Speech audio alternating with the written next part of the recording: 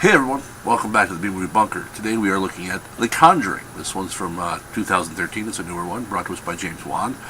This is the guy who brought us Saw. Now before you think, I'm not into that torture porn crap, this one's different. This is, it's one of those based on a true story, based on a true haunting. It involves the Perron family who buys this house, of course, cheap. They buy this old farmhouse, and then things start happening in the house. And it turns out that there had been this family that lived there. There was this woman who was named Bathsheba, who really was a person. And then in the movie they say how she was a witch, and she apparently did things. And of course now it's her spirit is haunting the house and terrorizing the family.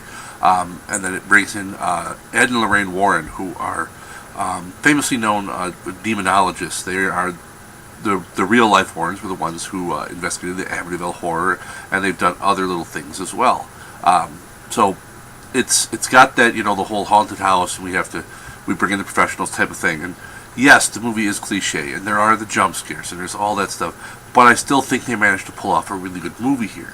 The thing is, jump scares when done right can be good. I mean, yes, sometimes you see it coming, but there are times when they could have gone with a jump scare where they didn't go with a jump scare. And I think that is part of what made it, is that you never knew. It wasn't always, boom, there's going to be something there, there's going to be something there, there's something on their bed, there's something in the door. They let a lot of things play out without throwing that jump scare in, and it helped build tension in the movie. But they also threw in good little bits here and there of some comic relief to help break that tension so that you're not constantly just freaking out.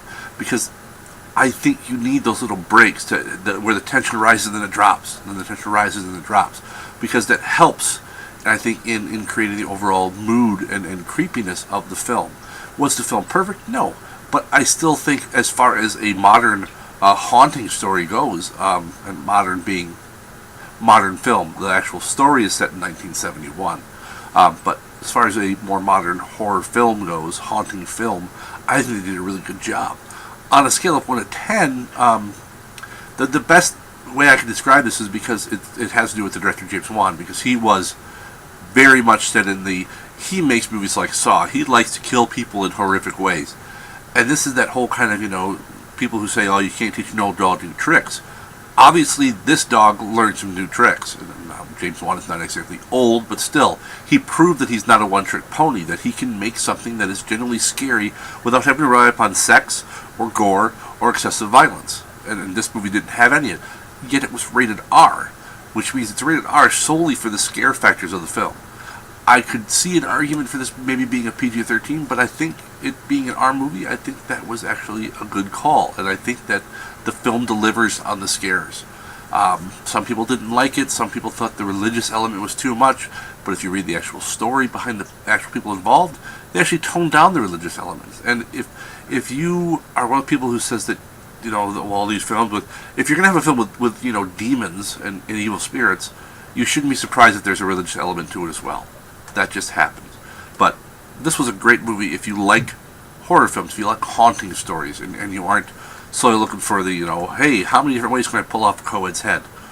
Which isn't always bad, but if you want just a good haunting type movie, I think this one delivered really well. That's all I have for this one. Till next time, you all stay safe out there in the wasteland.